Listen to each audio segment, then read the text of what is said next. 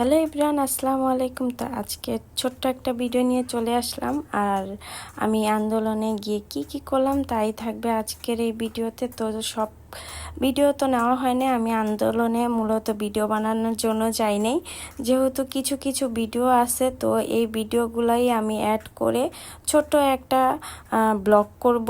আর এই ভিডিও এই আন্দোলনে আমি কি করলাম আর কি ফেস করা লাগলো এটাই থাকবে আজকের ব্লগে। তো 15 থেকে 16 তারিখের মধ্যে আমাদের মোটামুটি আন্দোলনটা শুরু হয়ে যায় কোঠা নিয়ে।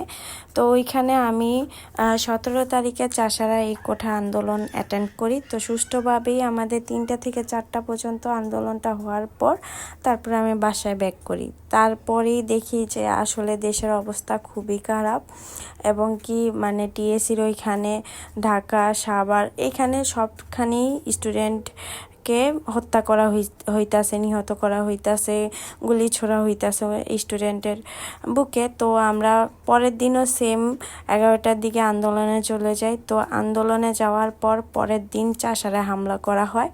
তো আমরা ওই দিন অনেক ভয় পাইছিলাম। তারপর চোখের সামনে আমার ভাইয়েরা আহত, এগুলাও আমি ফেস করছিলাম। তবে একটা বাসার আপুরা আমাদের ওইখানে রাখছে, বা আমরা ওইখানে সেফ ছিলাম।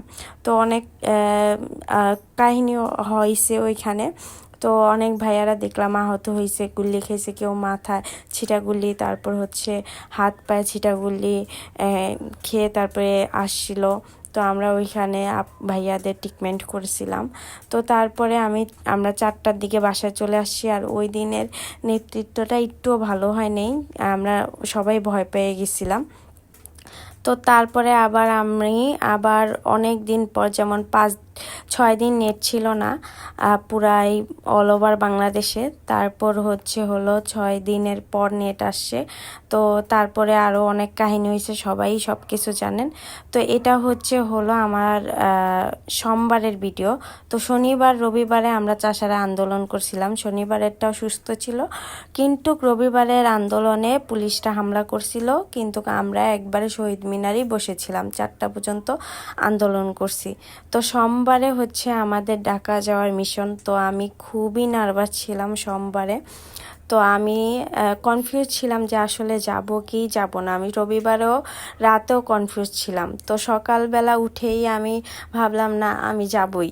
তো আমি আমার টিমে যারা ছিল, যাদের সাথে আমি আন্দোলন করছিলাম, তারাও অনেকজনই বলছিল যাবে না। যখন শুনছে যে না আমি যাব, তখন তারা সবাই রাজি হয়ে গেছে যে না থাক, তাহলে তোমার সাথে আমরাও যাব।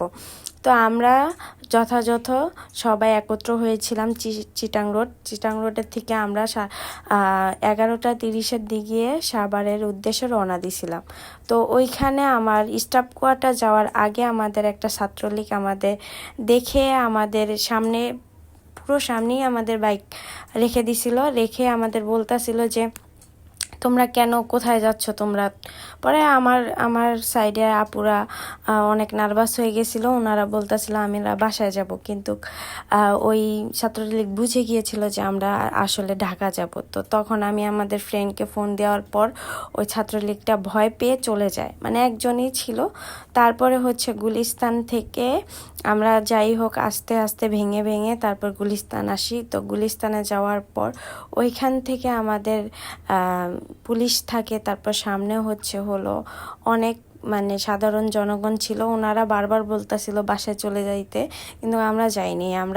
আমাদের মনেই স্থির ছিল না, আমরা ঢাকা যাবই। তো তারপরে একটা বড় মিছিলের মধ্যে আমরা ঢুকে গেছিলাম। তো তারপরে আমরা সাভারে পৌঁছাইছি, দেন গণভবনে গেছিলাম। ওই দিন বাসায় আসার পর আমার পা অনেক ব্যথা ছিল, তাও ইনশাল্লাহ বিজয় হতে পারছি, এটাই আলহামদুলিল্লাহ।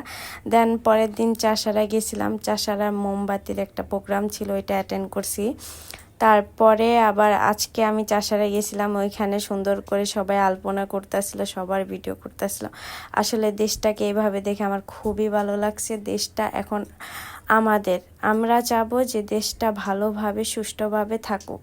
আজকে এতটুকুই, আবার কোনো নেক্সট ব্লগে দেখা হবে। আল্লাহ হাফেজ, টাটা।